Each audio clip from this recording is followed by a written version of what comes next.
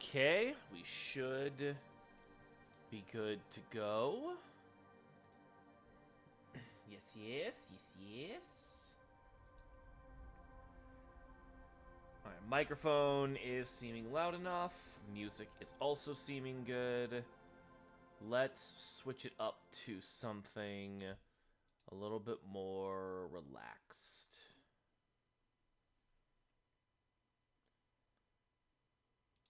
Here we go.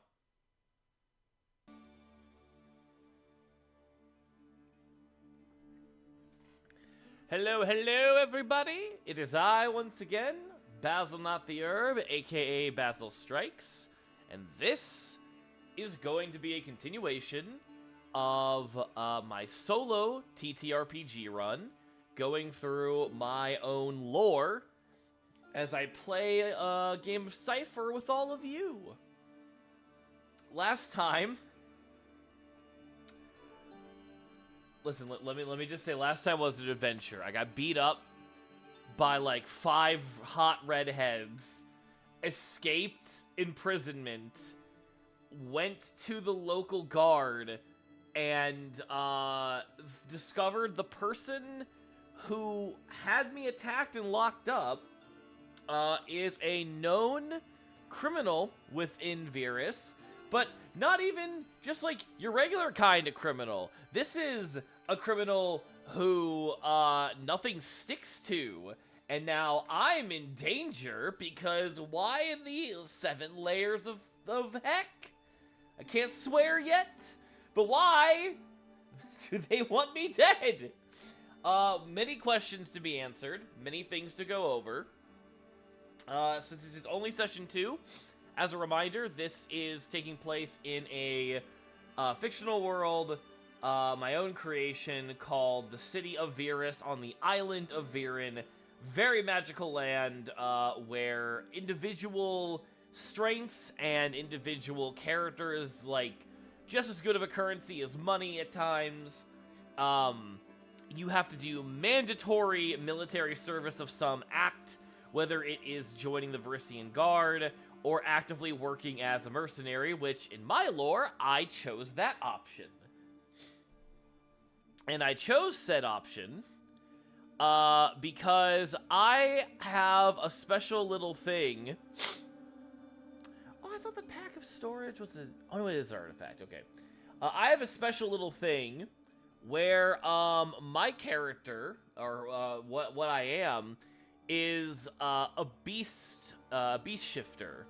Is the equivalent of what you would know as a werewolf. Though, the implication is that I have far more control over myself.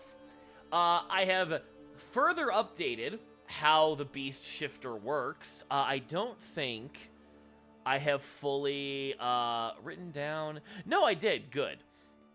So, one of the aspects of the beast shifter is that the more antagonistic things get, and the longer I go without fully shifting and expressing my anger, the angrier and more unstable that my self gets. So it's something that we'll have to keep an eye on as time goes on. But for right now, I think we've got a couple of questions we need answered. Primarily, the name of the individual who has put a target on my back. I personally really like to use the Pathfinder names, using a Pathfinder name generator. But the first session, the first role of this session, I think, is to go ahead and ask ourselves, what kind of person is this? So, is the individual who had us chased down, are they human? Or rather humanoid? Are they more human than they are beast, essentially? And I think because of the chaos factor, there'll be a +1 on that. No. Okay. Interesting. Okay, so they're actually not humanoid. Or at the very least, they're a level of humanoid that is more bestial. That is interesting. Okay. Are they an insectoid? Oh, that is a most definite yes. So, the person after me is some sort of intelligent insect. Well, you know what? I said insectoid, but would they are they potentially more of an arachnid or even a spider type? That could be interesting.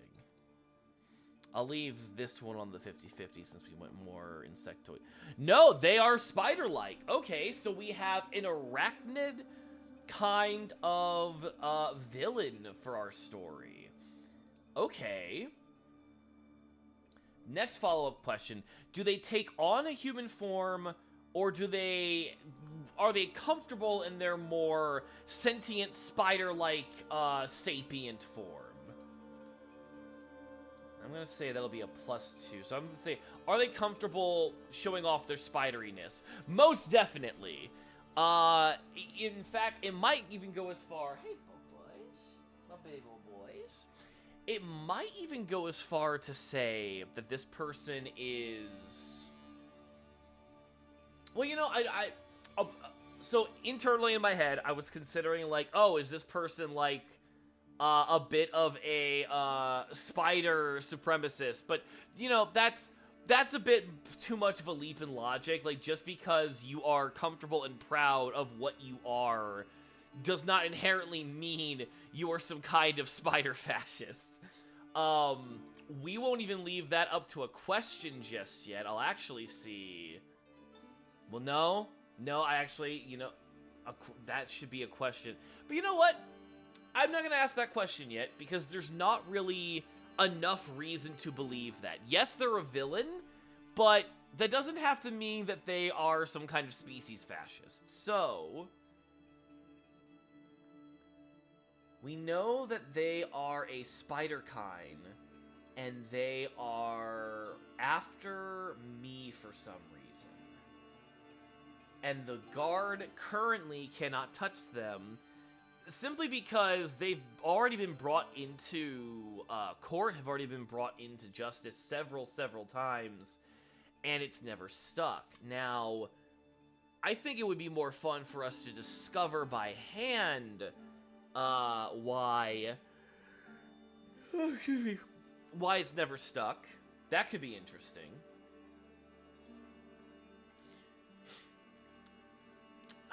Let's see. I guess,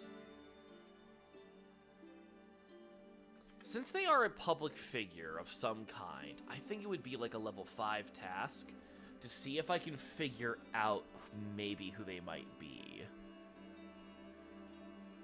Okay. So, let's go ahead and use 1 level of effort. Make this a level 4. And let's see. Okay. Well, we're gonna have to let that be. So, I don't know much about this person, so we're gonna have to go around and ask. Is this someone that my family would know about?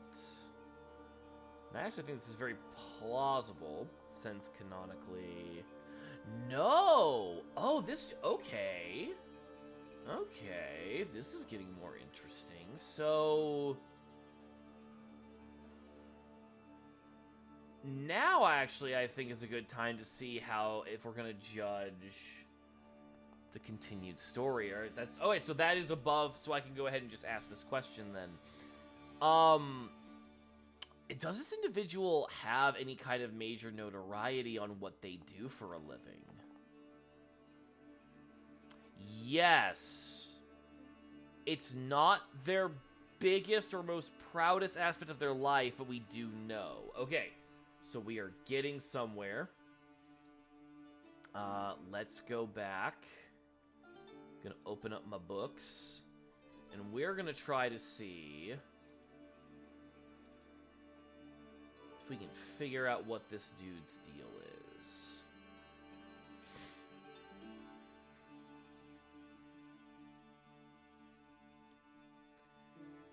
It is... They are known, so I want to say that it wouldn't be hard for us to figure out and just ask around. And since we didn't get a shift in the narrative with that last dice roll, that tells me that this is someone we can easily ask questions about to anyone and figure that out.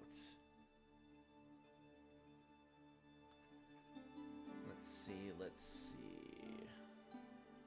Here we go, character background. This will be a good one. So we'll roll 2d100 for that. 25.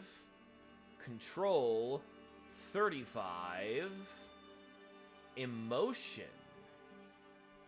Control emotion.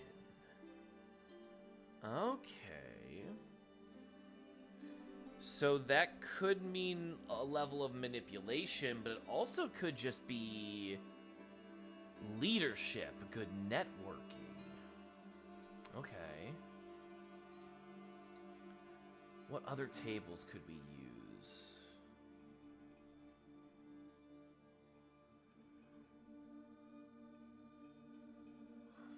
I think we just go with like the bare bones descriptor, I think.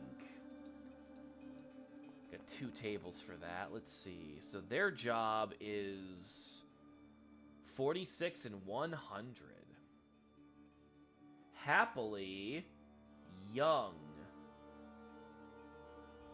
Okay, something dealing with being young. Something, and this is like the job description.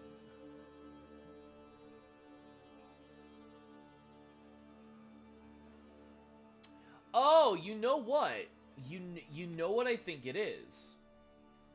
To be young in Virus is to be someone who wants to prove themselves. Again, I mentioned before that in Virus, your social standing, your social ranking is just as valuable as any money, as any gold. So this is someone else who is young, or is in the business of leading young folk into a future that they themselves would want. So I'm thinking they own a guild or run a guild. Maybe not even in some official capacity given how many brushes with the law that they've had, but it's making more sense that they would be leading several people who are just getting started in their own adventures. But that doesn't entirely answer the question of why I was attacked. If anything, it raises more questions.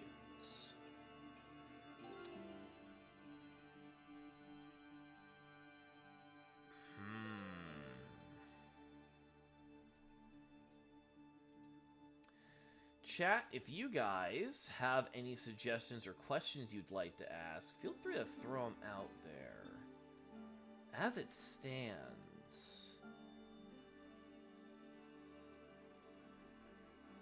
I don't have many more leads. One thing I could try to do is go Assassin's Creed stalking on this guy and try and follow him around the city. I do have a nose for such things. So that could lead us into some good directions. I think, once again, we're going to have to roll to see where the continued story is going to go. Test the scene. Yeah, okay, still nothing's going to happen. Okay. I think I know what we're going to do, because the last time we rolled, the last time we played, we ran into I believe it was a halfling or a gnome. No, I think it was a halfling. No, I think it was a gnome. A gnomish woman who was kind of in control of all this, who was kind of like leading this whole operation to capture me. We already know that we could track her down.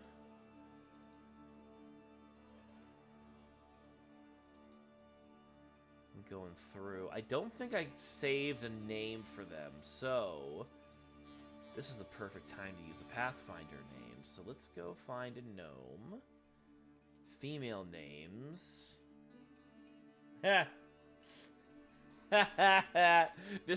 This one immediately sticks out to me. Business Choir. I don't entirely know why this just sticks out to me so much, but I like the idea of this sort of gangster gnome being named Business Choir. I think that's genuinely fun. I think that's kind of silly in all the right ways. Okay. So we need to track them down. It's a big city, so I'm going to say this is a level 6 task. And I'm going to also say I've got training and perception. And if I use a few more bits of effort, I'll be able to lower this down to a level 5. And then roll this. Oh, let's go! Alright. We are able to track them down. Let's go ahead and roll on the probability dice and see where it is we track them down to. Because by this point, it's still, like, mid-afternoon compared to, like, where we were before. 62, 67. Lovingly... Oh, no, wait, hold on. Sorry, wrong table. Where are you, location table? There we go. New. Open. Oh, we literally find them in the shopping district in like one of the newer like shops that had just opened up. That's actually kind of perfect. Alright, so we know where she is. I don't believe they're going to take kindly to us just jumping them, so we're gonna go ahead and try to tail them. I'm gonna go ahead and stick with the idea that they are a level 6 character. I am going to use my running skill. I'm gonna stay on the ground. I'm not gonna like go on rooftops because I have shit balance. But I will use 1 level of effort, make that a level 5, and we're gonna roll our running skill. Busy city, I feel like we have a chance of this going in our favor. Oh no. Okay. Also, that reminds me, I think oh no, I have them all activated. Okay. That's not good for me. I have to pull from a GM intrusion now. Because I don't have a lot of experience points. I don't want to burn any of my experience just yet. So, give me a second to go to that.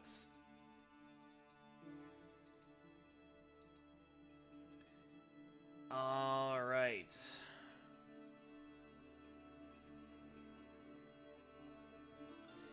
Let's roll a d20 and a d8.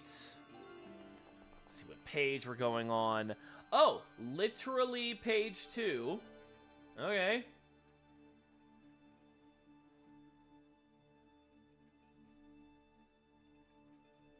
And now we'll roll another d8 to see what card I get. Okay, this'll either be the interaction or the miscellaneous. The NPC won't interact with the character unless the character gives an answer to a difficult religious or philosophical question relevant to the NPC's interests. Or, something falls on the character from above, a tree branch, a ceiling beam, loose rocks, or a cliff, something thrown off of a building. The character must succeed at a difficulty 5 speed defense roll or take 3 points of damage. I like that last one more, because I also don't believe I have the ability right now to come up with a religious or philosophical question of the day. So something's going to try to fall on my head, and I have to make a speed defense task. I will burn another point for effort and make this a little bit easier on myself to avoid. I'm going to burn my 1 experience point to get past this.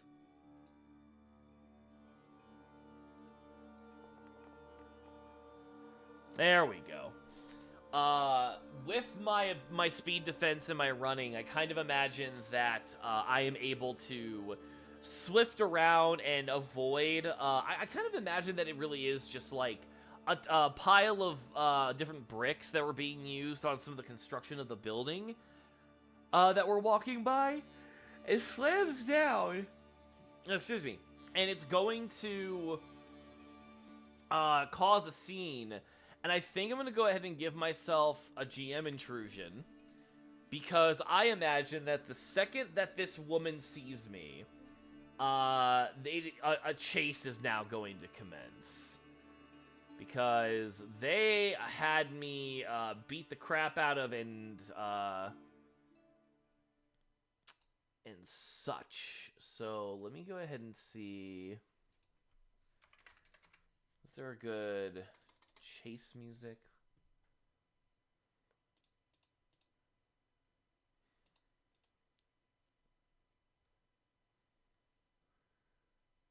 We're going to take the industrial.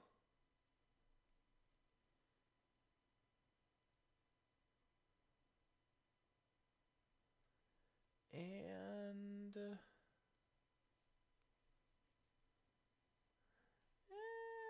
that's really what I'm looking for. I can snooze the ads for just a little bit longer. Here we go. This will be perfect. Given the mood, it's not too crazy. All right. So the chase now begins.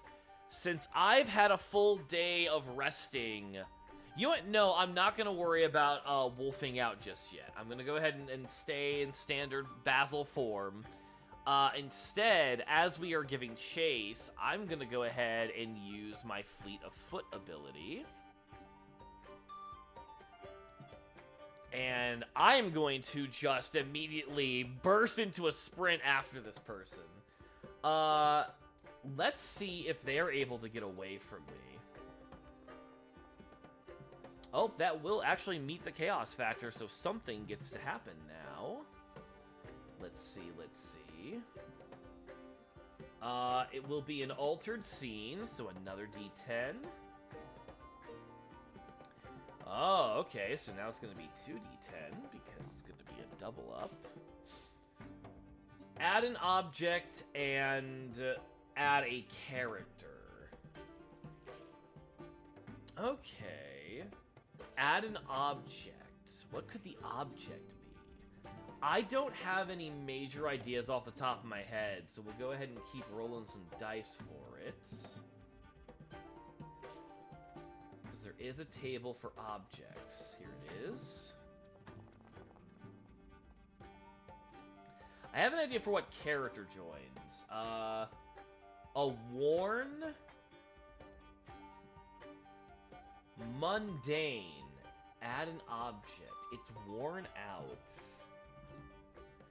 Initially, the gnome that we saw was decked out in fine jewelry and attire. So the fact that they would not either be wearing that kind of attire or something else. Questions upon questions. Something worn, but something... Oh no, not average, artistic. I actually looked at the table wrong. Something worn and artistic. Well, we got attacked by cultists.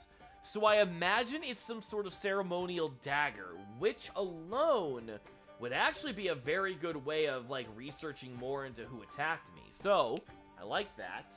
And the character that I imagine that gets added is one of those redheads that jumped me. So I think as I'm giving chase, so are they, as this is now easily turning into a chase and a proper rematch. So let's go ahead and make it happen.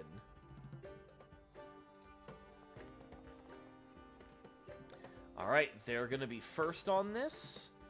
The occultist will try to attack me. Now that I am absolutely being attacked, this is where I think it makes perfect sense for me to burn my action to tap into one of my first form abilities, which is going to be... Where are you? I need to just call that beast shift, as it should be. So, for the next hour, I temporarily have access to my power shifts in strength, healing, and accuracy. With that, they're going to go ahead and try to attack me. They're a level 5. I will go ahead and burn another point for effort, making that. And then I've also got speed defense on my side. Hey, that's what I'm talking about, baby. I did use my action to go into my slightly enhanced humanoid form. So, actually, I have to end the combat really quick because that still thought other combat was happening. I'll make that a 13 again because that's where it was a second ago. Alright, so with that, we're all giving chase. Let's go ahead and once again roll to see if anything happens. Nope, nothing happens. We're above the chaos factor for now. We're going to go ahead and go into a brief... In the next 5 minutes, we're going to go ahead and go into a brief ad break, since that's going to have to happen. Let you get some drinks and whatnot, but we'll go a little bit further into the chase, as it were. So... We're staying in pace with the gnomish woman. So now it's the occultist's turn to try to strike me again. But I'm actually going to burn my player intrusion and say that before they get a chance to strike me, I'm going to go ahead and move a little bit faster. I'm not looking to full-on fight this person. I'm looking to push them away to where it's hard for them to catch up. So I'm going to burn my one session player intrusion and make my character move so quickly that they are not, that the occultist is not able to move fast enough. So I've got a accuracy to this next shot, meaning that that automatically goes there. I'll burn 2 points into my might so that I'm able to knock that down even further. And then I'm going to go ahead and give them a good old punch. That's what I'm talking about, baby! It'll only do about, let's see here, 7 points of damage, I think? Let me double check here. Yes, so it'll do 7 points of damage since I'm being a little bit more powerful. But more importantly, it'll also knock them the fuck out. Well, not knock them out, but knock them flat to where they are no longer able to chase after us. They are 100% like knocked into some boxes or something, into one of the alleys as we're giving chase. At that point, ads will start here in a couple minutes. We'll come back right to the story here in a bit. Go ahead and get your drinks, do what you need, and I'll see you guys in a little bit.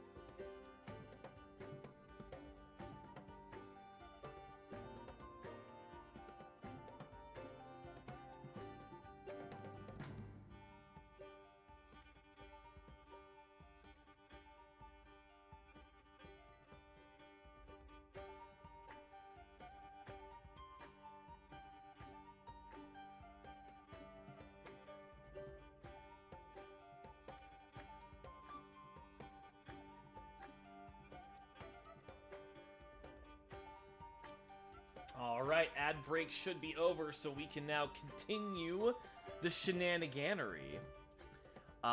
We now have been able to literally punch back one of the initial cultists that attacked me. We're giving chase to the gnomish woman, and now that that has happened, we need to see if anything else is going to once again pop up. Alright, something is going to pop in here in a second. Let's see. A 5 is going to be another altered scene.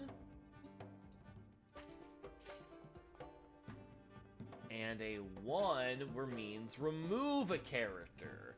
Okay, so the only way that I can think of removing a character is that the gnomish woman actually manages to get out of our sight.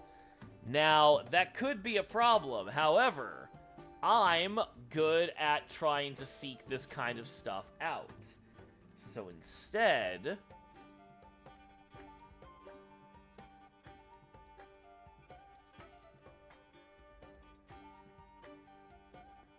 let's see here. I'm going to say, well, we were saying that they are a level 5 character. I'm going to go ahead and say, yeah, we'll go ahead 1, 2, 3. I can recover this later, because we don't want to lose track of them. Ah, alright. That's going to be another experience point burnt for a reroll. That's how it goes sometimes. Ah, damn! Are we about to lose sight of them? Okay. So, they absolutely find a way of getting away from us. Here's where I kind of feel like this might be a little clever.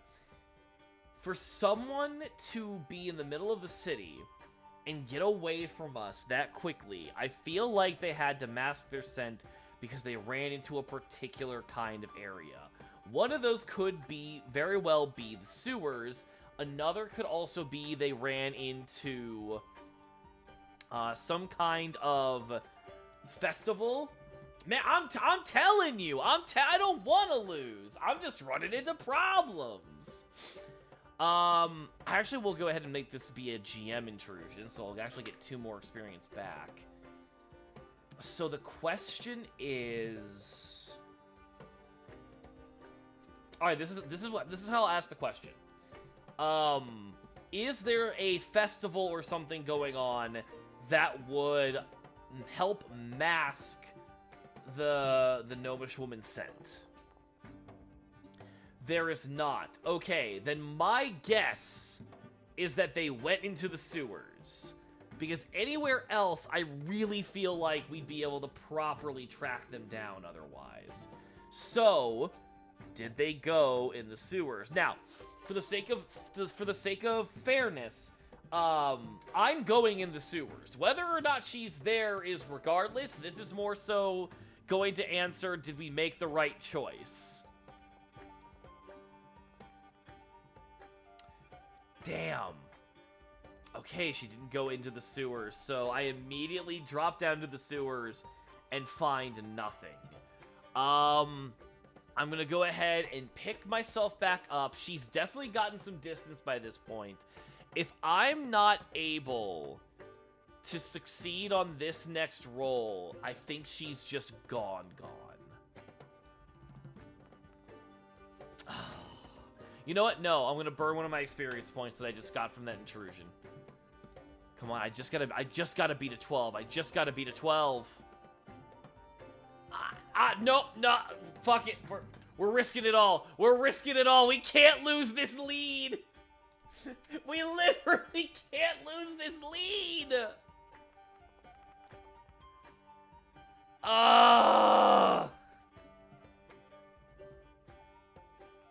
Damn it all. Okay. Okay, so we lost that lead. However, I don't think we've lost this one. So, I will actually go ahead and see if I can track this one down. I'll go ahead and take 1 action for a recovery roll, since it's been a second. Ooh, yay for me. So that's going to be 9 points. 1, 2, 3. And we'll lower this by that. We're going to go ahead and try and track down the cultist that we knocked around. You gotta be shitting me. Alright, the question is, did they actually escape, or are they still in that area? So did they escape?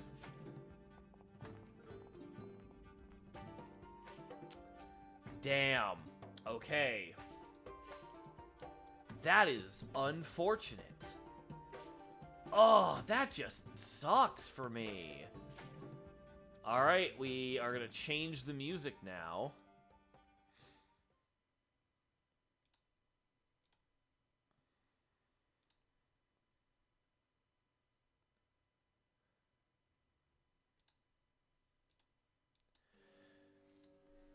Okay, so this is what we know at this point. Until I've kind of revealed that I am 100% still around, and that I am not dead as they would have once perceived me to be. They know that now, and they know that that while they can escape from me in a one-on-one encounter, they're still going to have some problems. I still don't know enough about this woman, and just talking about it is not going to be good enough. At this point, we are going to go ahead and try to see if something else happens. Yes, something else is going to happen from all of this. It is going to be another altered scene. Okay, it's going to have 2 aspects. Gonna have to block those out because they rolled too high. Okay. Remove another character. Interesting. Man, I just keep rolling high on these dice. Come on. Alright. I think the dice are just telling me that it is going to remove another character. Here's what I'm curious about, chat. With removing the character, is the character that is removed the gnomish woman we were chasing? And is she removed because she's killed? Oh, hold on. Steam wants to get in the way of my buttons.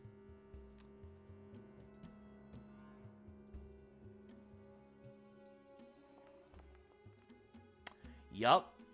After revealing my hand a little too quickly and trying to chase after her, the gnomish woman is killed. Here's where this becomes a GM intrusion, because there will now be an autopsy report. There will be something here. So, I will say a day goes by. So, 1, 2, 3. Oh, I'm glad to see that those buttons are working all properly now. So that will put me back to maximum.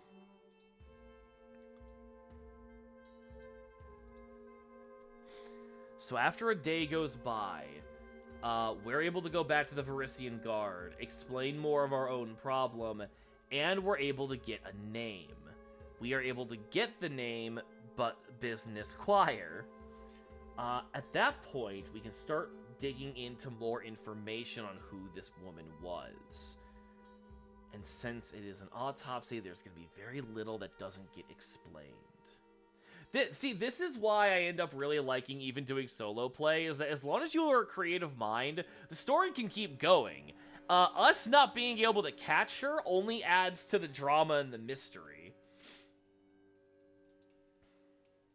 Speaking of which, we still need a name for that spider kind who we were talking to. And let's see here.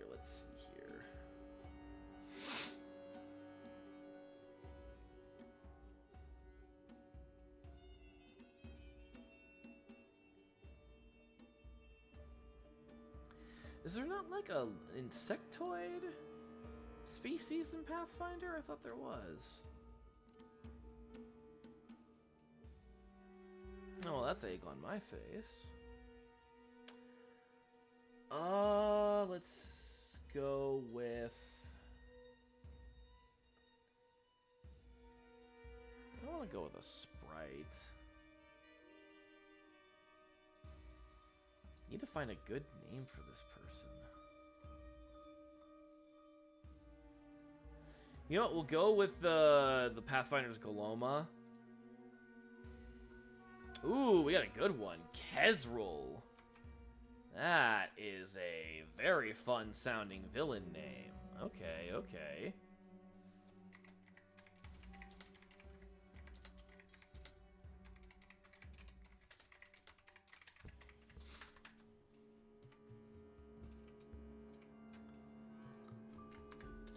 Let me go ahead and give me 1 second to get the notes down.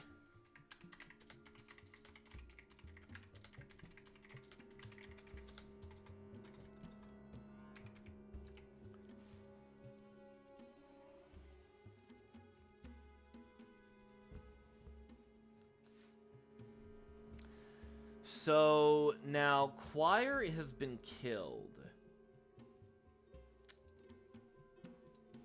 Was she killed in a way to where it's easy to identify her?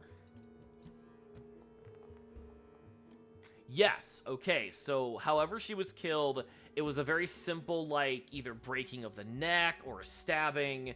Nothing that would be too monstrous or would be to, like, fully erase. That could almost mean she was killed to send a message.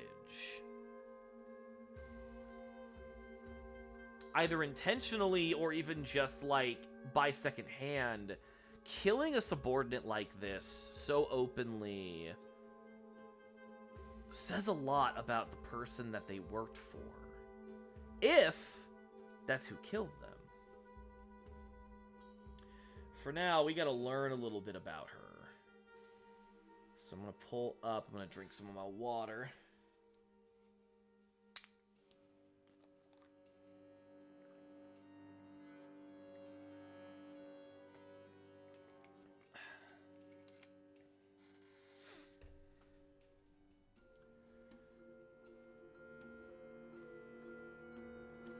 Here we go, and character descriptors, character personality, motivations, here we go.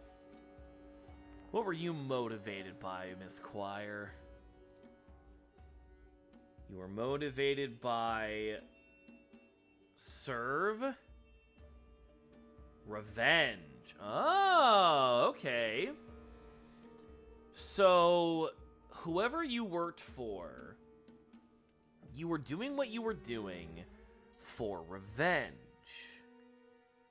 That's really interesting. I have a thought, and I think this might be a good GM intrusion.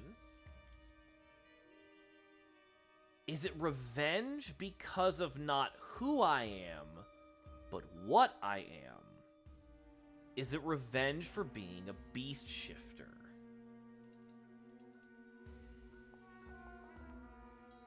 No, okay, it's not that.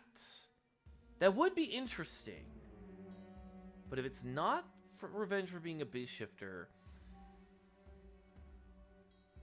I have another a follow-up yes or no question I want to ask, but let's get a little bit more information on her. Let's get her personality.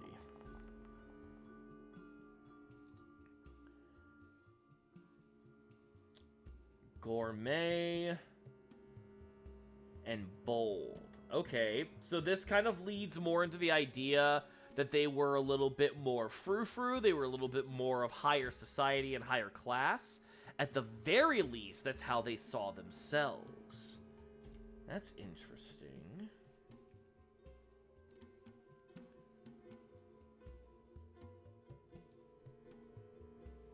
So the revenge angle could even be that they were trying to get revenge tangentially on, like, a rival? Or maybe someone that wronged them in some way. Okay. They're also a gourmet. That doesn't seem as connected, but you never know.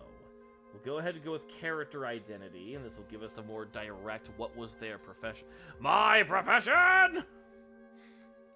3826. Gambler.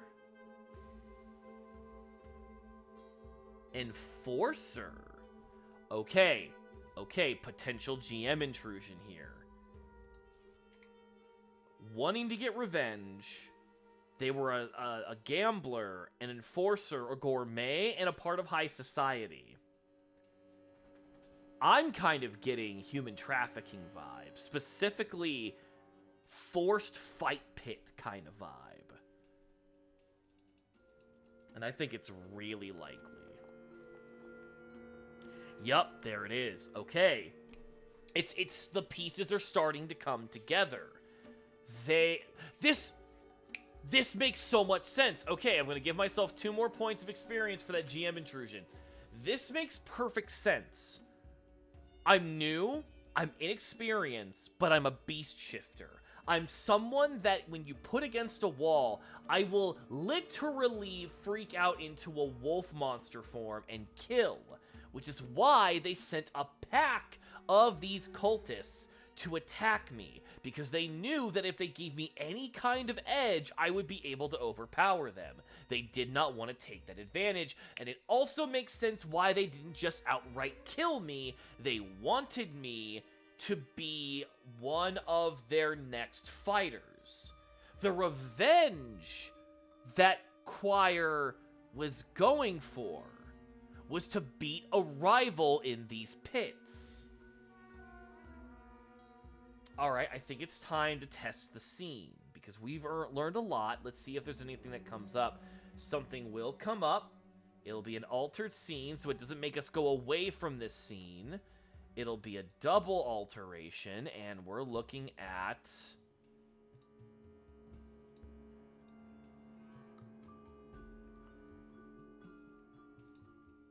a 4 and a 1.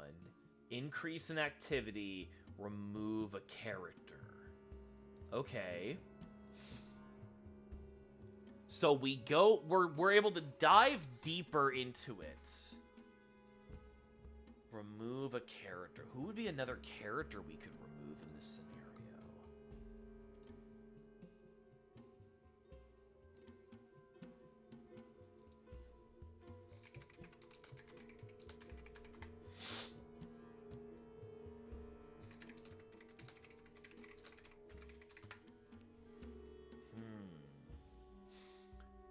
Maybe the remove a character is that... Oh, hold on. Kesril might actually be fully innocent on this. And I think I know why. What if the person that they are trying to beat in this fight pit was Kesril? It was a gamble that had gone wrong, and their revenge was trying to outbid and outweigh Kesril in their own fight pit. Yes, that definitely is a factor in it. It's more so probably that they just got power hungry, money hungry, but the revenge against Kesril 100% is a massive bigger aspect of this. Okay.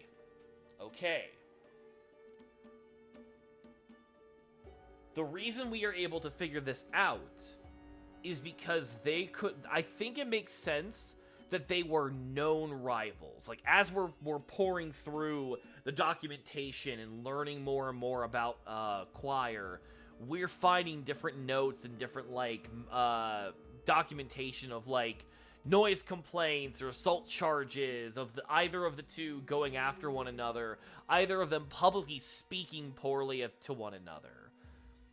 But, where the remove character comes in is that I don't think Kesril killed Choir. I think it was someone else.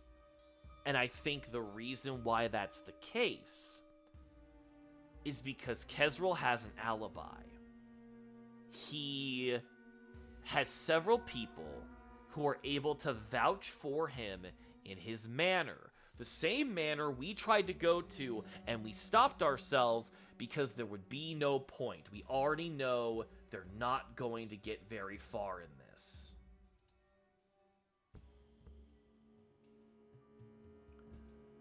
Okay.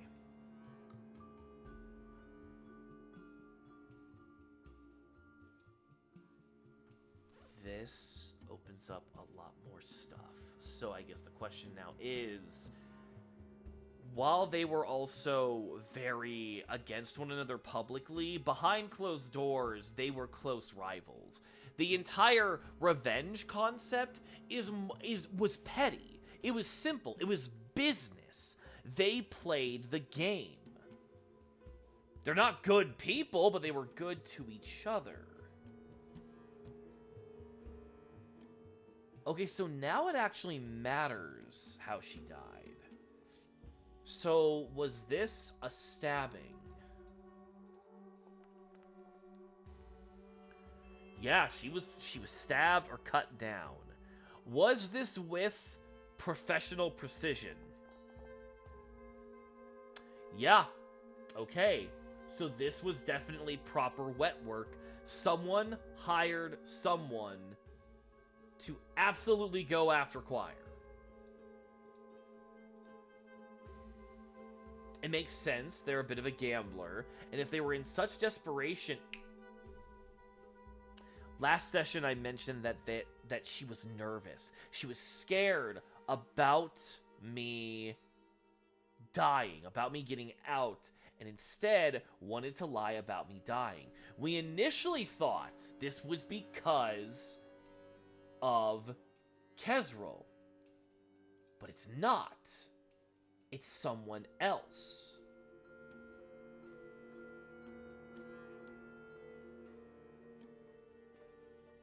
Kezrel was just assumed because of association.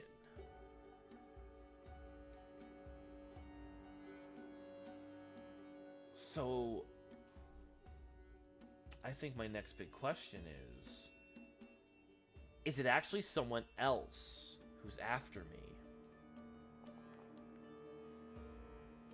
Yes, but for the same reasons. They don't see me as a massive threat to them. They see me as a prospect, as a new fight pit contender.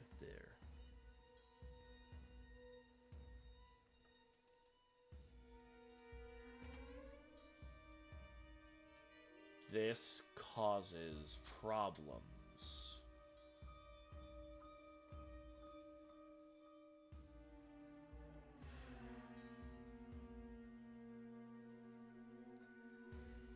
I think it's time to test the scene again.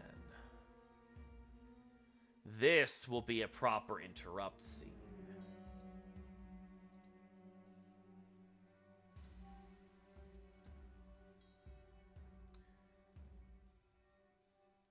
So now we need to roll on the random event table. It is something with current context. Perhaps a break in the case? Something else that was added to the situation.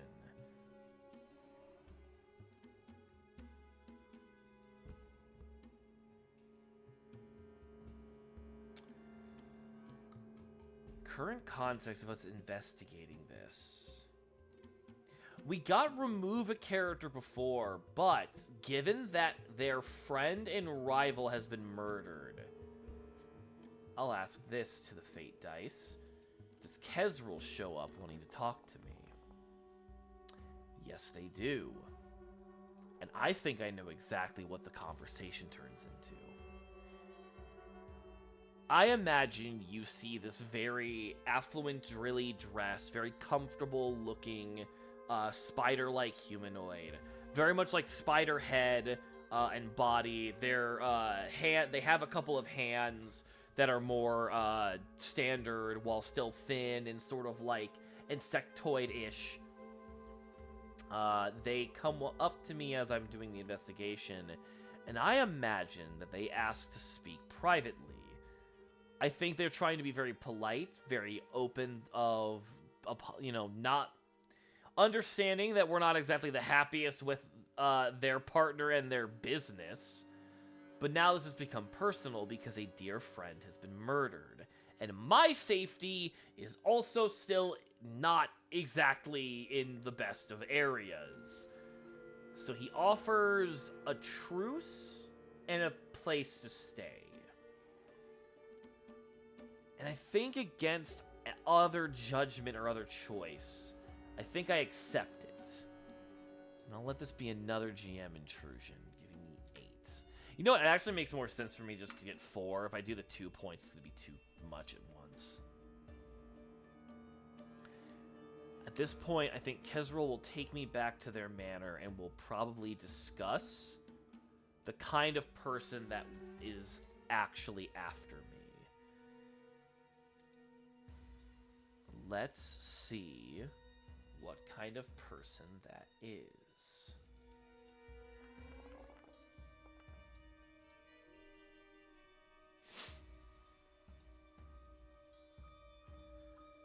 They are fair and independent. Interesting.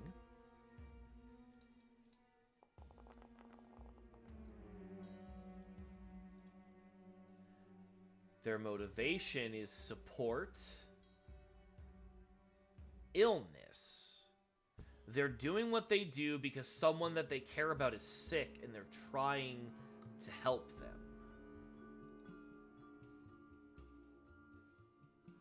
Their identity...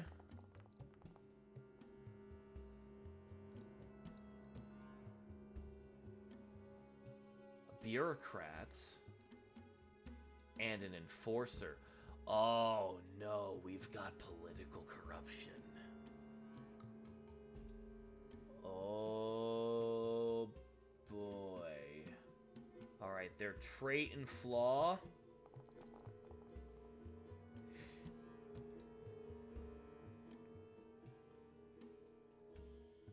Suffering.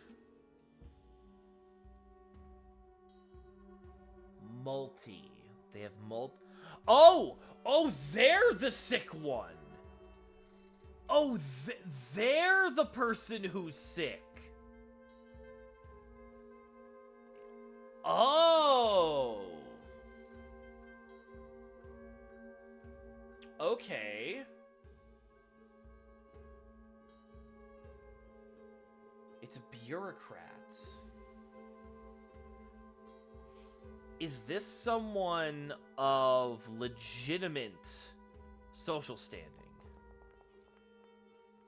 Shit. Alright, another little piece of my world setting. Politicians in Virus are known for actually being upfront and getting their hands far more dirty. Even the most altruistic of... Oh, excuse me. Even the most altruistic of leaders are actually powerful enough to go toe-to-toe with godlike beings. This is partially why Virus does not get attacked regularly by angels, demons, etc., because said politicians are always ready for a scrap.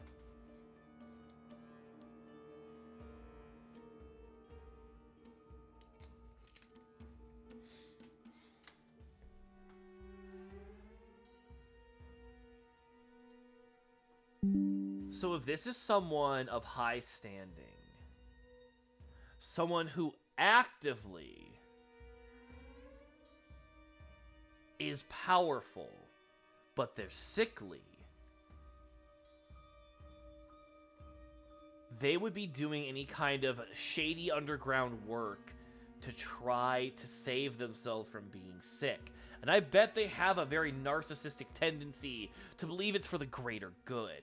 What's the life of a new, untested adventurer to someone who could actually fight gods?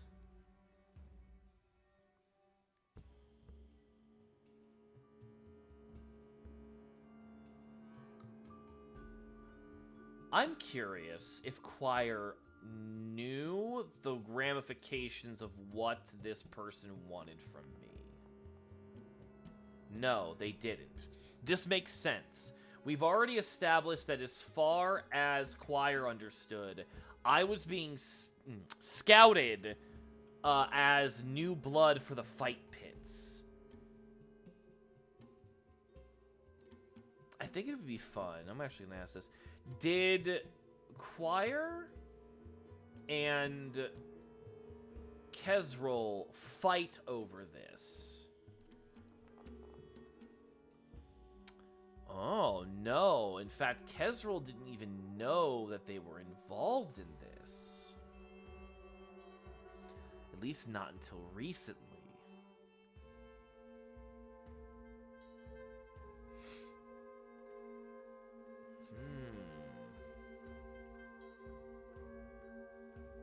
You know, this also gives different context to the revenge story, since it could be that it's not even that they were trying to get revenge on Kesril. We've established that they're friends, that they're rivals, and that they actually care about one another.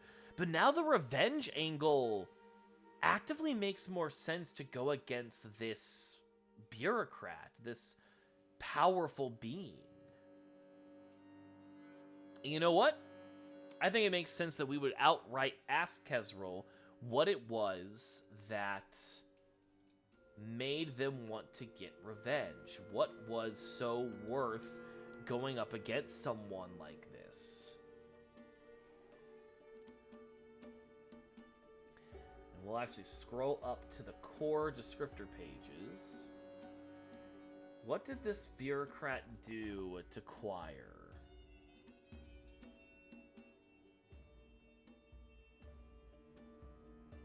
Combine advantage.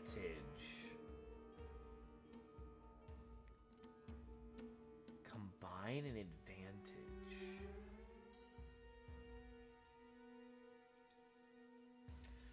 It sounds like this person actually was able to outdo Choir in the game of social politics. I don't imagine that Choir was wanting to go into a state of power. I think they just wanted a specific kind of social standing. This makes perfect sense because the revenge was such a low rating anyway. Choir got in over their head. This individual insulted Choir in a very minor way. Them being a bombastic personality who regularly roll the dice makes perfect sense that they would not take light to a minor slight. And while Kesril wasn't aware of this, it also makes sense because obviously Kesril's the kind of person that does not have to worry about being slighted. Their whole thing is that they can't even be touched by the law right now because nothing sticks. So of course they're not going to go around trying to cause problems.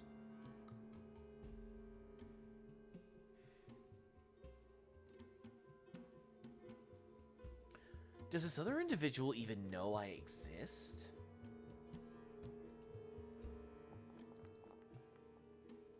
No. No, this all happened unbeknownst to me. The entire concept of me coming in as a fighter was completely unrelated to this whole thing. The revenge angle for Choir is something separate. Maybe Choir was trying to invest in me long term, learn what I could become and what I was. Obviously, they already knew I was a beast shifter. It's why they took so many steps to take it. I'm gonna ask, was I really think this is true. I think, yup, I was Choir's investment to kill. Oh, shit. But they wanted to play the long game. They wanted to get some real investment back, get some real capital, and then use that capital to get more social standing back. Doing their own thing.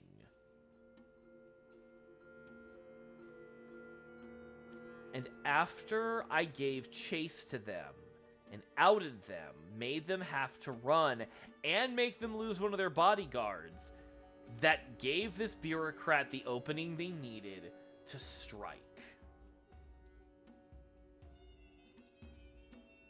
And you know what I think? And this will be another GM intrusion. I think Kesril has come to me to talk to me because they want to continue Choir's plan, but speed it up a little. I think their motivation is now revenge, even hotter burned than their friends. I think they want me to kill this bureaucrat. And I think the threat is that otherwise I will have to be watching over my shoulder over and over again.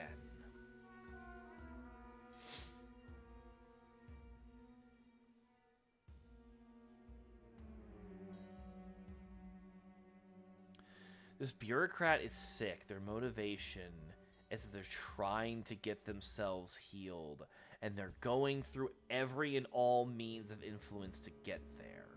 They insulted... This is just several layers of just, like, one person knows another person. I don't even think this bureaucrat is in the scouting business, as we'll call it. I just think they put Choir in a bad position in the public society, in polite society. Oh, did they expose Choir? No, they didn't. So this is just literally just started off as like a personal slight. Choir was doing their own bit, doing their own thing, trying to invest in the long game, probably acting out very impulsively. I get away because they underestimate me. I give chase, inadvertently get them killed, and that's where Kesril is now. He is demanding that I basically help and kill. Here's the problem. I have been getting angrier and angrier and more tired with this. Being a beast shifter, the more antagonistic and the more exhausting things get, the more my temper will go. Being chased and hunted, that would be one level. Not being able to catch the person who did this, that'd be 2 levels. Now being blamed for someone's death and being blackmailed into assisting, if not outright threatened. If not a level 4, would be level 3 anger. I'm close to just punching this guy.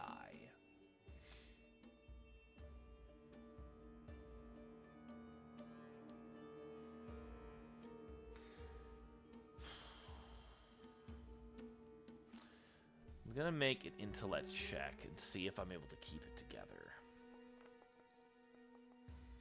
Yep, I'm able to keep it together.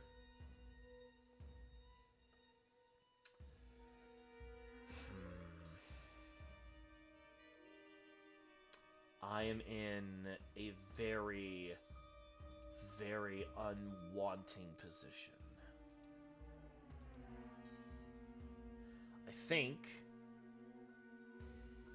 it's time for a scene expectation roll. Something is going to change. It will be an interrupt scene.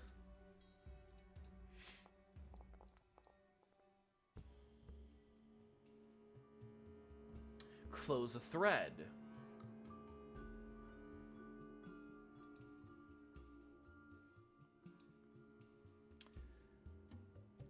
Something is going to interrupt us before I'm able to give an answer.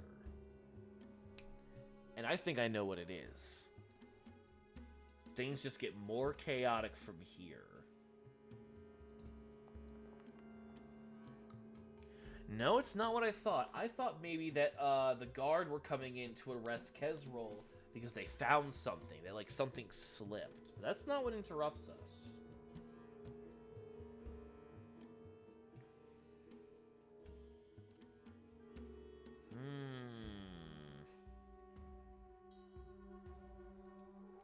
We'll roll on the actions table because I can only imagine something actively happening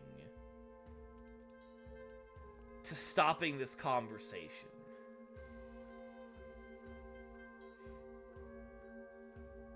Flee. Path. Oh. Give myself another GM intrusion for that. I think what's happening with those combinations is that I see a moment to get away. There's an open there's a window and it's on a high floor. They purposefully put me on like the third or fourth flight to make sure that even if I tried to escape in such a way, it would be difficult. Once again, they are underestimating me. So I'm going to go ahead. I will make this a level 4 task for the flights.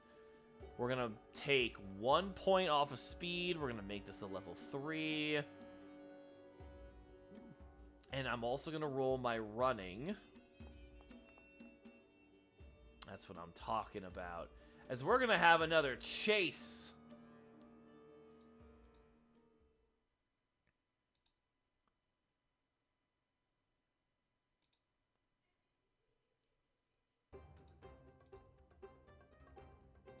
Oh, I need something a little bit more powerful than that.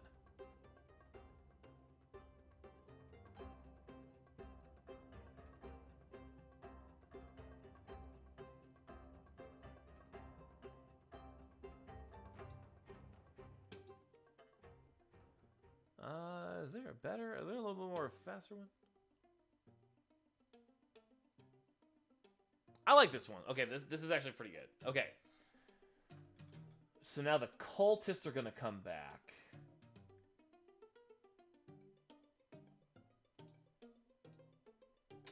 The question is, how many of them? Fuck. Okay, yeah, I'm definitely being chased the fuck down by a number of the cultists where they're able to come together. 2, 3, 4, 5. Yep. It's the sexy redheads again. Okay, I already know I can't fight them. Our goal is not to fight. Our goal is, unfortunately, to run. Because we already know this will not end well for me. So we're gonna go ahead and bolt that. And we're gonna see what I can try to get away from this. So I rush out the window, immediately jump down. As they get ready to be like, oh, there's no way they're gonna be able to do that. And I'm gonna go ahead and have 1 shift in this strength roll to see if it's gonna help me with not hurting myself as I drop 4 stories. And yes, I wobble a little bit. But here's the thing, and this is where I think this gets fun. I will properly be half shifting. I am going into my hybrid form at this point, and I am full on, like, gone full power shift. The problem is, while in hybrid form, people are adverse to me a little bit. I look like a mixture between a wild animal and a person now. No one realizes that I'm just a dude. Wait. It's been a day. No, it's been a day. I don't have to full on wolf out. I can just do the partial shift. Let's go! Mechanics! Okay, this works out. So I don't have to worry about that. I do jump out the window. I do fall down, but manage to break my fall with a little superhero landing. And I am bolting. The cultists are giving chase, but they're not able to all group around me. They can't all act as one. So they're going to try to rush me separately. And that's even if they can keep up, which I'm not gonna let them do, because I'm also going to go ahead and use my fleet of foot, letting me just absolutely book it out of there. But now the question is, where am I going? What am I trying to do? I think this is a good time to get the name of the individual that they want me to kill.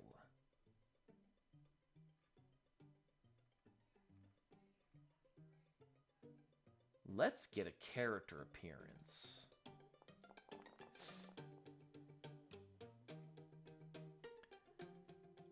Oh, I just realized there's a much better version of this. Hold on.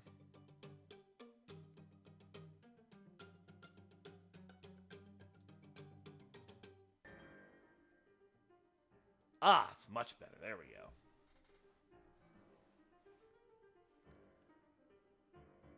Alright, so with that, we're going to get 9 and 33.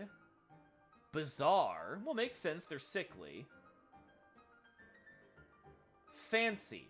Also makes sense. They are bureaucrat. I imagine this is an elven individual who is suffering from some kind of intense illness. Someone of high stake. Someone who's powerful, but isn't in that state to be powerful right now.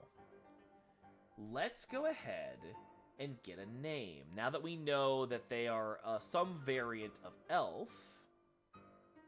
Once again, we're going to steal from Pathfinder. By the way, I forgot to mention this before. The music is from Tabletop RPG, and all the maps and art that I use is from Cheipeku.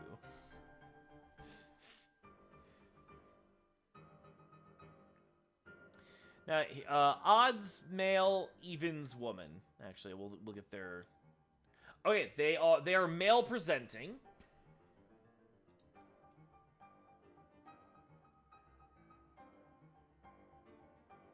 Ooh, I like this name, Vesum.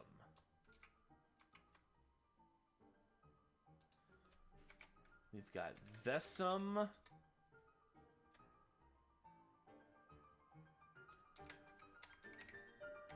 Nah. That is going to be the bureaucrat of power and standing that they don't want us to go see.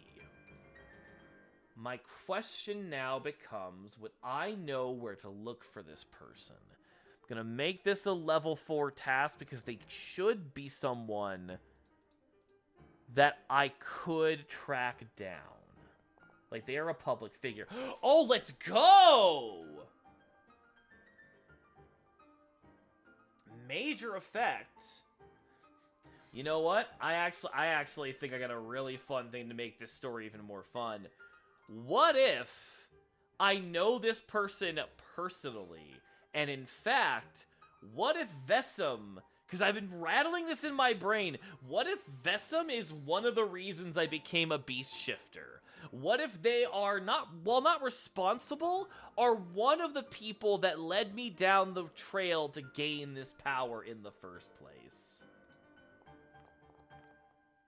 Let's go!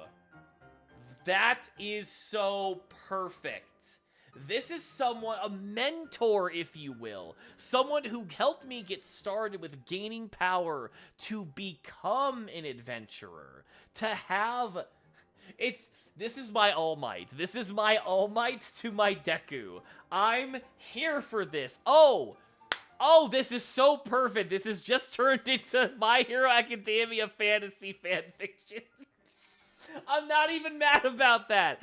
I think that's great. Oh, that's so perfect.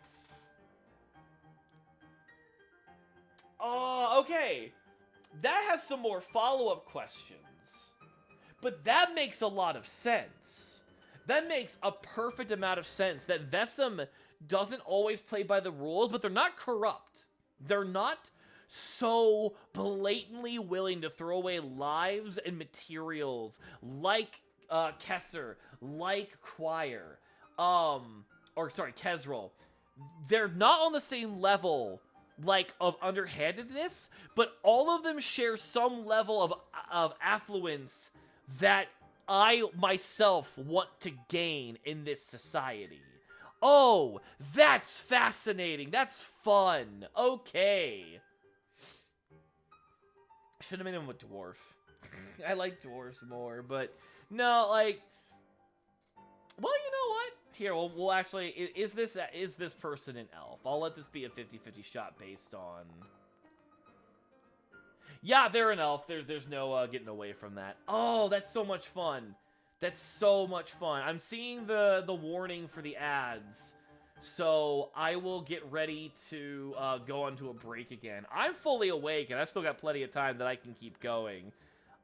This is fantastic. Oh, I'm so glad I fought back my sleepiness on this. Okay. 5 more minutes before the ads start. Right now, we need to get away from these cultists. That's the biggest concern. I have a massive lead on them. Even in this weakened state, I've got to assume that Vesum is actually pretty powerful. Otherwise, they wouldn't have gone so far as to be underhanded enough to capture me to try to force me to assassinate them. So at this point, I think it makes narrative sense that I would be way too lost, way too in over my head, and rushing to Vesum for assistance, because this is still just too much for me. As I'm doing that, they're giving chase. What do I want to do to try and give myself a better position? I obviously think I would know where Vesum lives. Could I trust the guard to help me? I don't see any reason why not, but these cultists are powerful, and they could overpower one of the other guards. Plus, there's nothing stopping. Yeah, it's too risky to stop at just the guards. I have to keep moving. Okay, so we're gonna go ahead and just try to make a standard level 5 task to run. I'm gonna spend 1 point to make that a level 4, and here we go. I will burn XP to let me roll that again.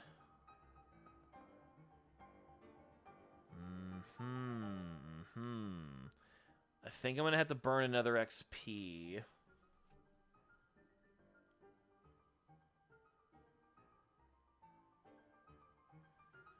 Fleet of Foot wouldn't help me in this. So yeah, I'll burn another XP. Because I'm trying to get far from these fuckers. Perfect!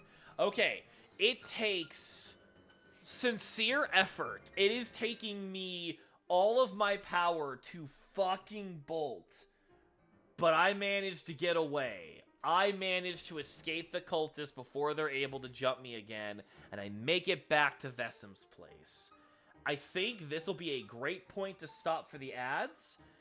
Feel free to talk amongst yourselves, ask questions, consider some options of how you guys would like to see the story keep going. I want to go for at least another 30 minutes when we get back, because this is only getting more exciting to me. For my first canonical adventure, a bunch of stuff happening to me is very accurate to my life.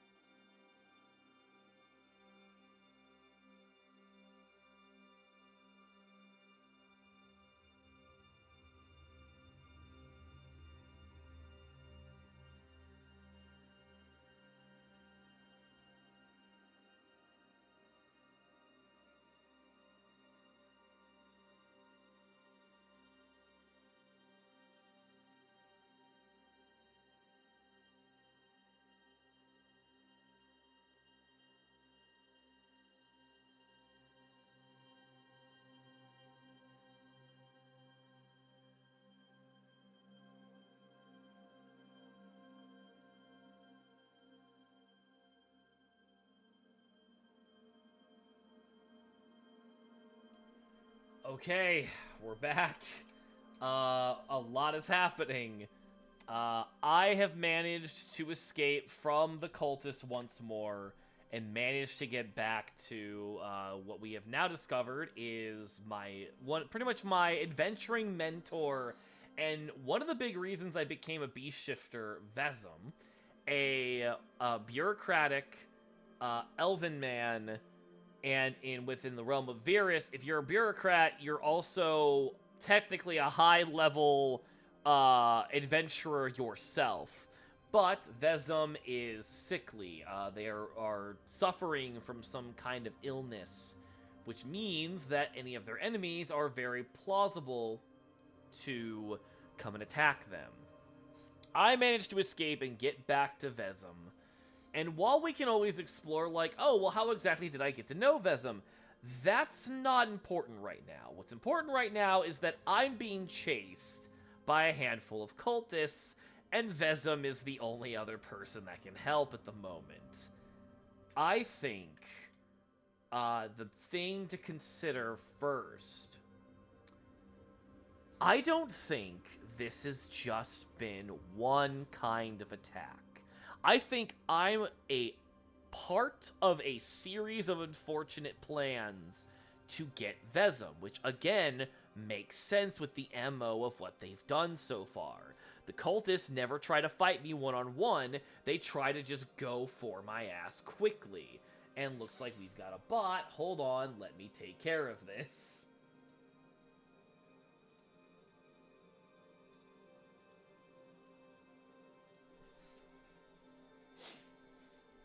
So, with that being the case, am I just a part of a multi-layered plot to kill Vesum?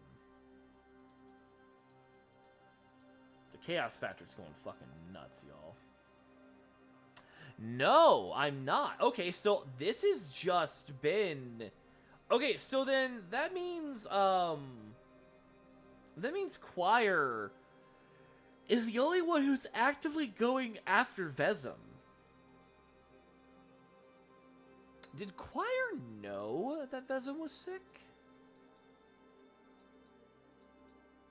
Better question, does anyone know that Vesum is sick? Yes. Okay, so it's not... I can imagine that there are at least rumors and that people that know Vesum personally know that they're sick. And that it is something that is good and a heavy enough sickness to make it to where they are easy to be attacked. I, out of desperation, am forced to go to Vesum. Here's something else that just happened, and this is also a side tangent, right? Because I have been promoting and pitching a lot of different storylines and everything going on here. This is kind of the fun of solo TTRPG, that you start off with so many ideas, but as you go further and further and add more and more details, there's nothing stopping you from making this more or less complicated. I say this because I also think what makes perfect sense for this, in addition to everything else that's going on,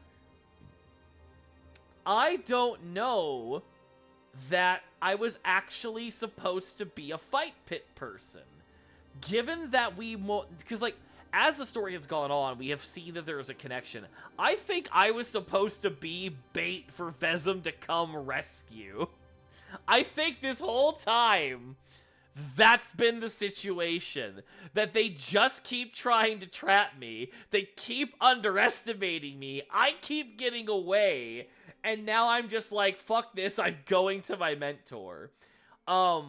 There might have been still ideas of, like, keeping me around as a fight pit, scouted talent. But the real reason this has all happened is to get revenge on Vesum for being a tart to people, to be an absolute asshole to people who deserve to be given assholeness to. And I was literally just supposed to be fodder. And now, I've just become a massive nuisance. Hi, Kath! What's up, Raina? Man, Raina, so many things have happened. I have been kidnapped twice! I have been kidnapped twice and escaped twice. Oh, goodness. It is intense. It's kind of insane what the fuck's going on. So another recap for people just coming in.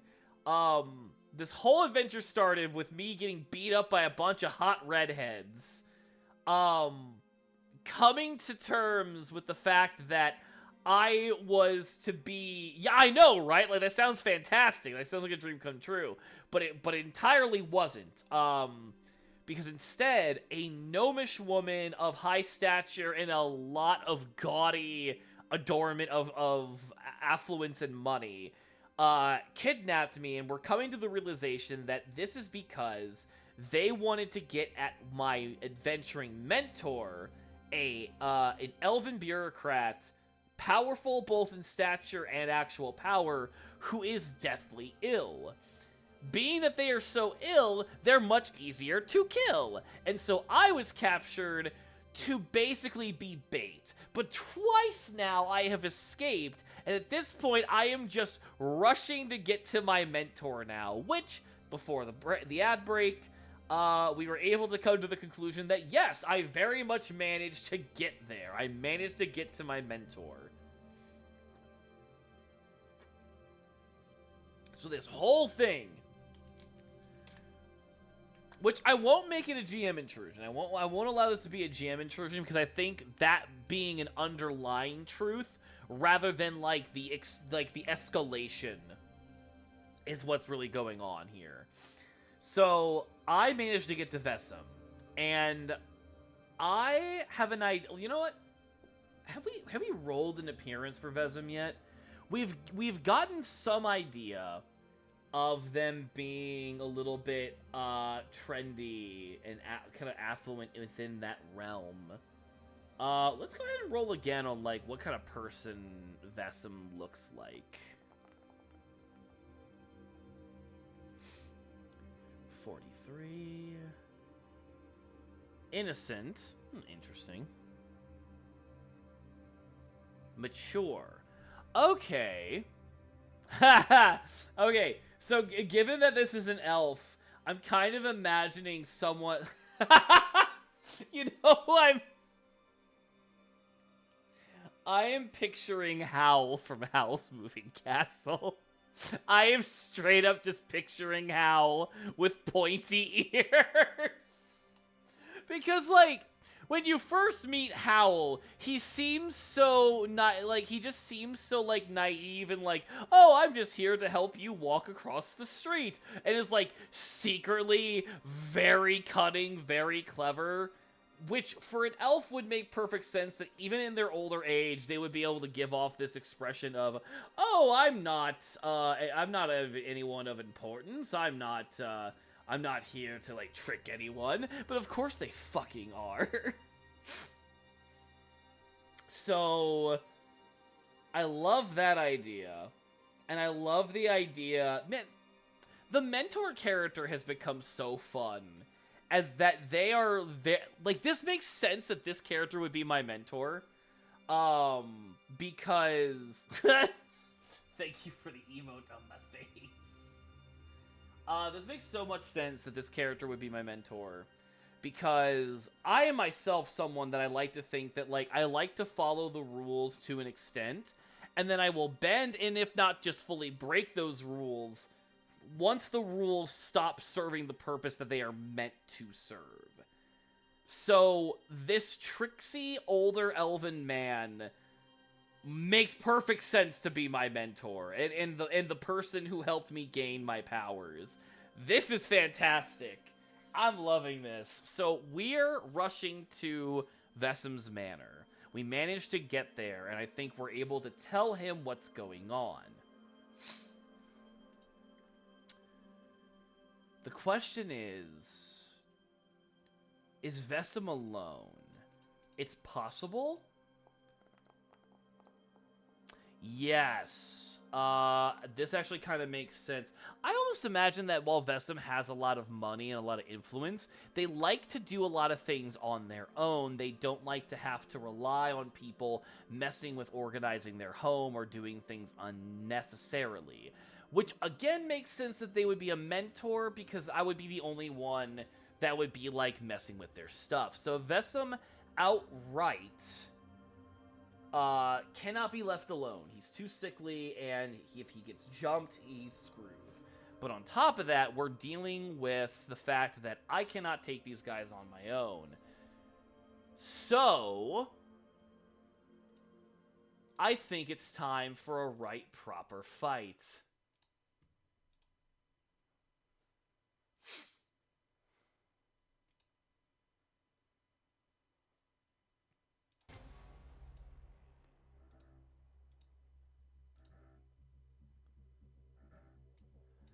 Five cultists, one Basil, with a constant assistance from Vesum, giving me regular 2 levels of assets to every roll I take. Vesum cannot fight in the condition that he is in. Yeah, we're putting up our dukes! Vesum cannot fight in the condition he's in, but he is able to back me up and help me take the lead.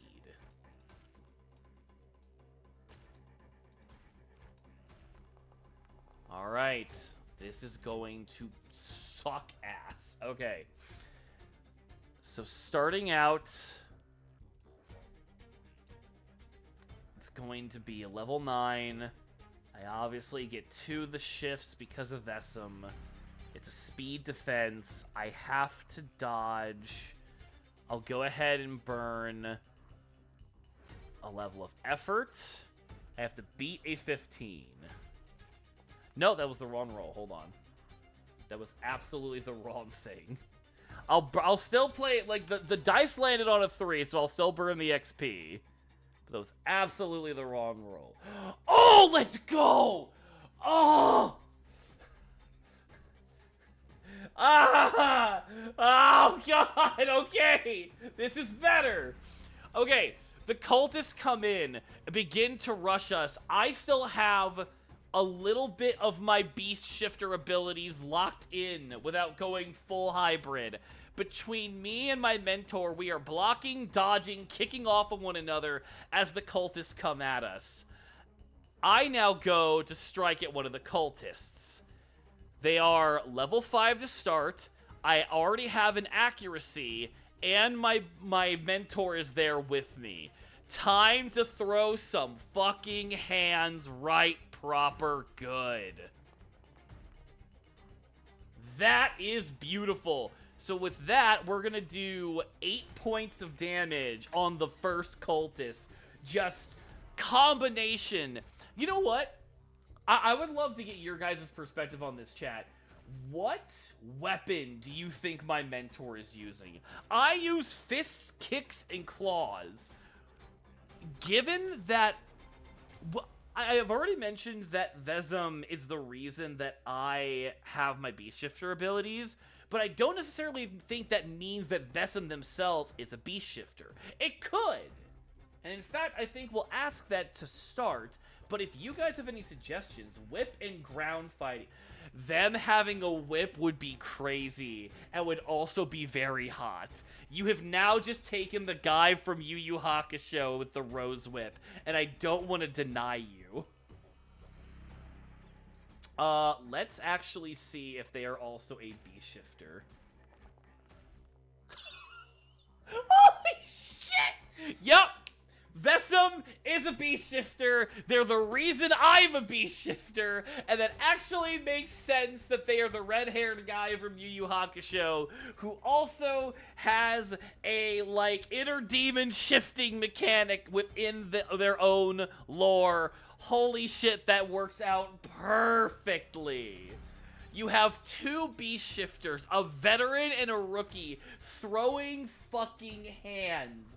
This is great. I will figure out what Vesum's shift is, because mine's clearly Wolf, but I don't know what Vesem's is. It would make perfect sense if he was a cat because he's an agile little slut.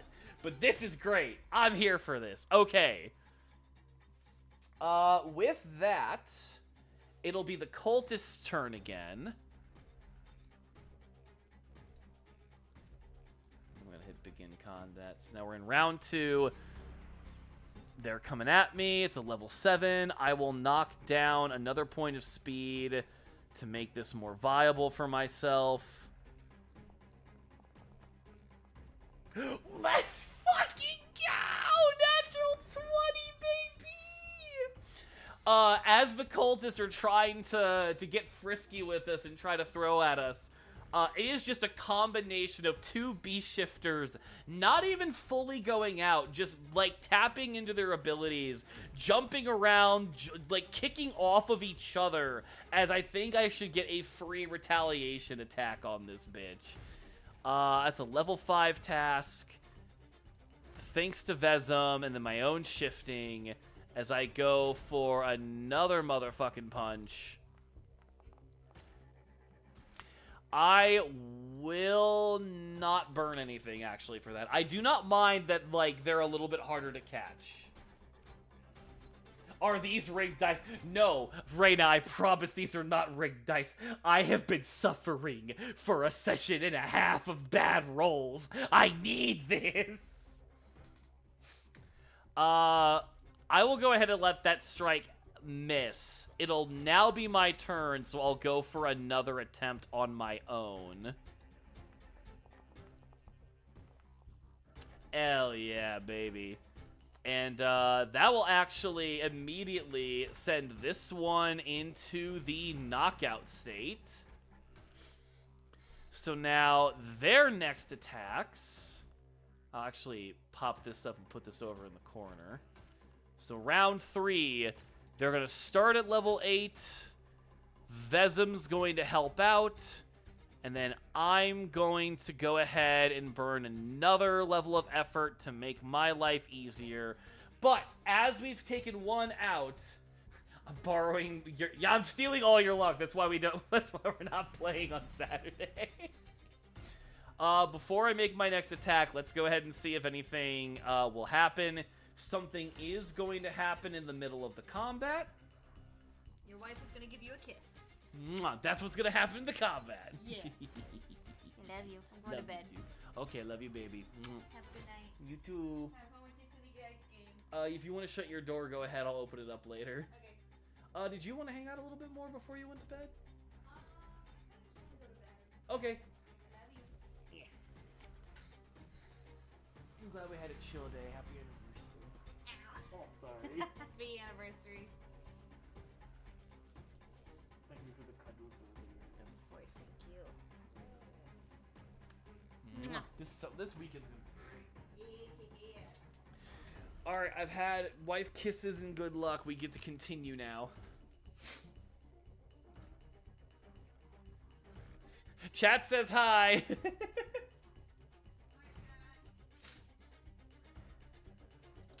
Okay. So, we know they're going to do that. I'm going to make that easier because it starts off at 8, knocks it down to that, knocks it down to that, and then we know that something else is going to happen. It's going to be a altered scene. So we're still in the same scene. The combat's still taking place. It's going to be a double alteration. Add a character. Oh god, I don't need more characters to be added, thank you. And remove an object. Interesting. So what would the add a character be?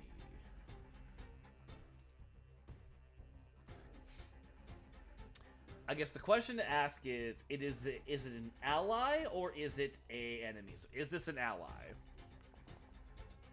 It is. Ah, the Varisian Guard. With all of, like, us running through the town, me just rushing my way, and all of the kerfuffle and the fighting within a public figure's home, it makes sense that the Varisian Guard would actually arrive at this point. Or at least start making their way up to the manor. The other thing was remove an object of fire. A fire would make sense. The cultists now have to escape, but they want to make sure that we're both dead.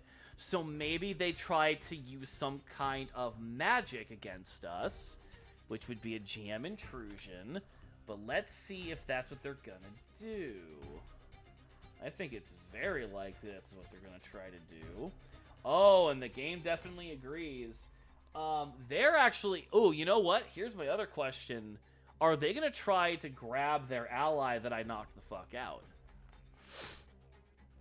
No, they are not. They are leaving them for dead. Interesting. So, after Vesim and I basically floor one of them, they now realize, alright, a continued altercation is not going to work. This is just going to cause more problems. Time to leave. They don't grab their ally because they know they can't.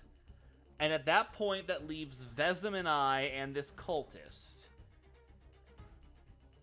I think it makes perfect sense. Oh my god, Vesim really is just a more flamboyant All Might. Because I actually think it makes sense. This is where we'll have another GM intrusion. Vesim is not able to, like when they partially shifted like I did, their body actually is starting to reject them. The sickness is starting to take hold. So now I have to save both the cultist and my mentor from the flames. I want to know, are the flames sudden and very severe? They are. They are rising quickly, and they are making it harder and harder to get out. I actually kind of like the idea that they're actually magical flames themselves, so it's not something that could be easily put out. And honestly, because they're cultists, demonic fire makes perfect sense for what's going on. So, I've got 2 bodies I have to carry. I think it makes perfect sense. Let's see here. At this point, I'm going to go ahead and go my full hybrid form.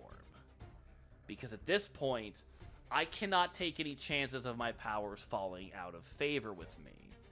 So now, Vesim is not going to be affected by this, but the guards might be when they see me, as I will grab Vesim and grab the cultist, and I will try to run the hell out of here. I will make this a level 6 task, because I think this is a pretty severe event, and I think this is going to take a lot of my ability to pull this off. So first off, I'm going to go ahead and use my healing to give myself a bit of an edge. Oh, let's go. Okay. So that'll actually boost me right back up. That's perfect. So 1 level of effort as the fire grows and I kind of focus in.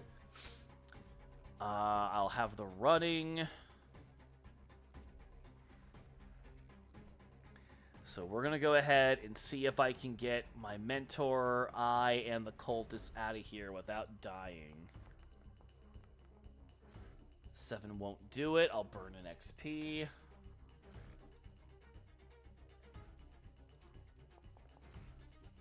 Ah, come on. Alright. I'm only going to be able to bring one of them out. And I think I'm going to be kind of a bit of a bastard and take Vesim first. And I think the next GM intrusion that happens is that the building, collapses at this point. I'm able to grab Vesim in my hybrid form. Claws, teeth, a little bit of, the woven features in my face more out.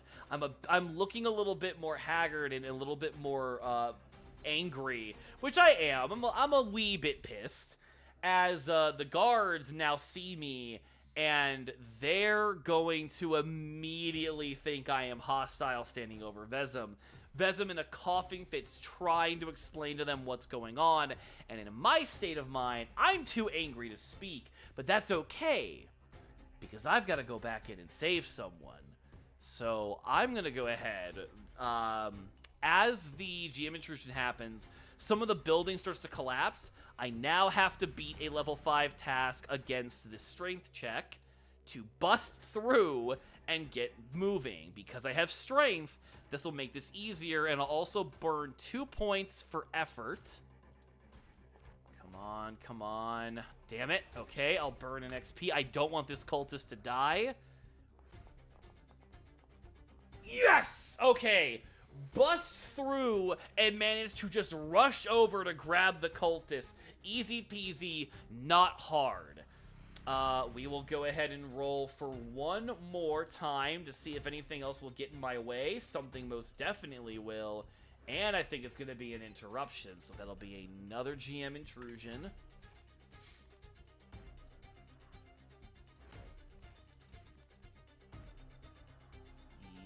Actually, yep, it will be an interrupt scene.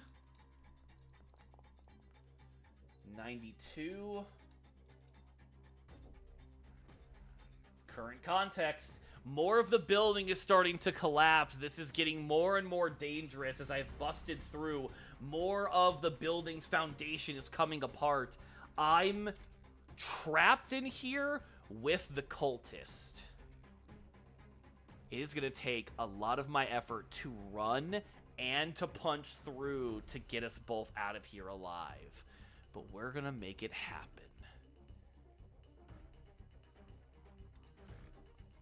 Let's see if I can make this work. Let's go on the 18! Managed to pick the cultists up, jumping off the walls, kicking off the bookshelves as they're crumbling, managing to go further and further, higher and higher to the ceiling of the building. Finally managing to reach, I literally start spin kicking forward. Actually, no, it makes more sense that I would just, like, hold on to the cultist, launch myself up with the momentum, and try to use my back to break through the ceiling to hopefully not get hurt by this. Do so, but now I have to roll on the landing.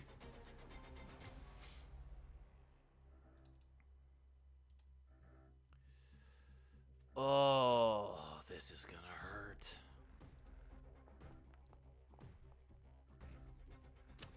I'm gonna take that, and as we're falling, this is gonna be a pretty big fall, so I will actually go ahead and say that this puts me in the impaired status, as I will take the brunt of the damage for the occultist, not wanting them to die from the fall, because we have many, many questions to ask them.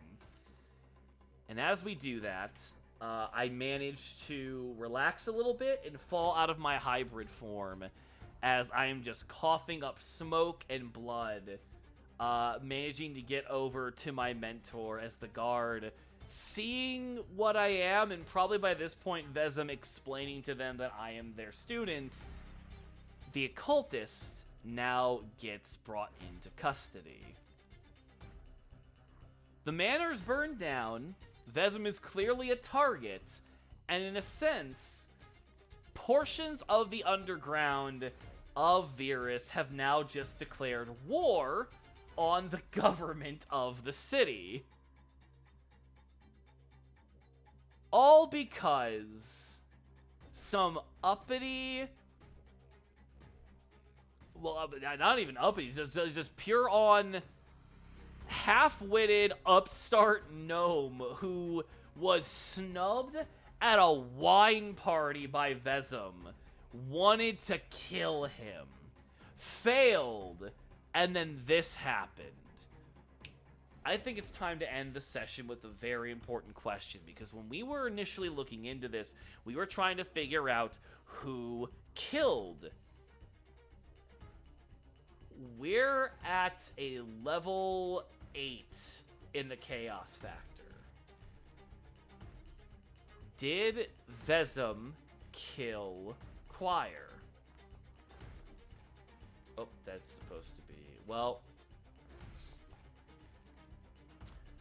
Holy shit, they most definitely did.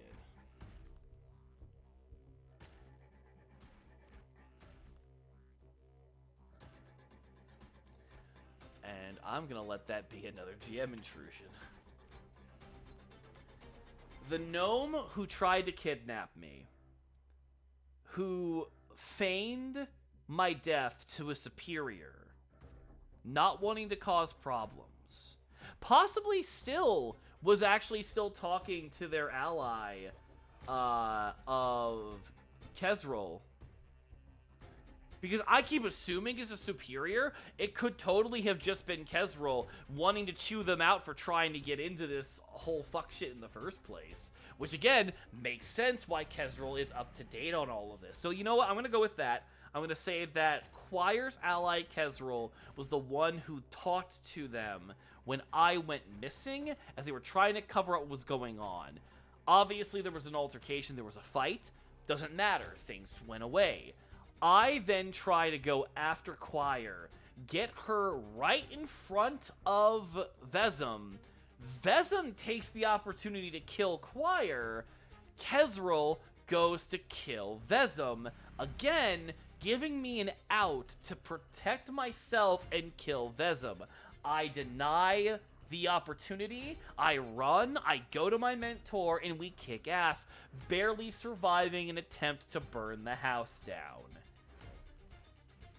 Virus and a portion of the underground and unseen parts of the citizenry are now at war.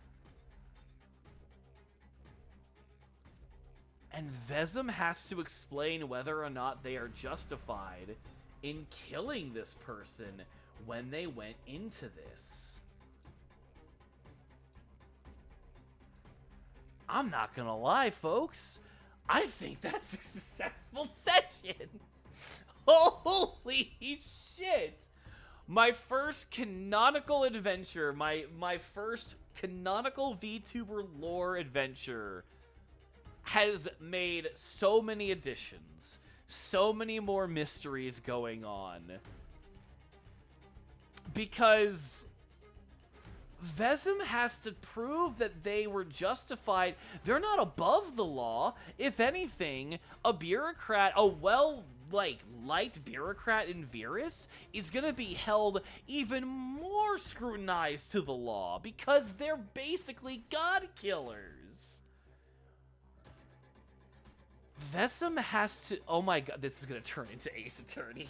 The next session is gonna be Ace Attorney, and I'm gonna have to play detective to figure out whether or not Vezem was justified. Oh my god. This is a perfect stopping point. Okay.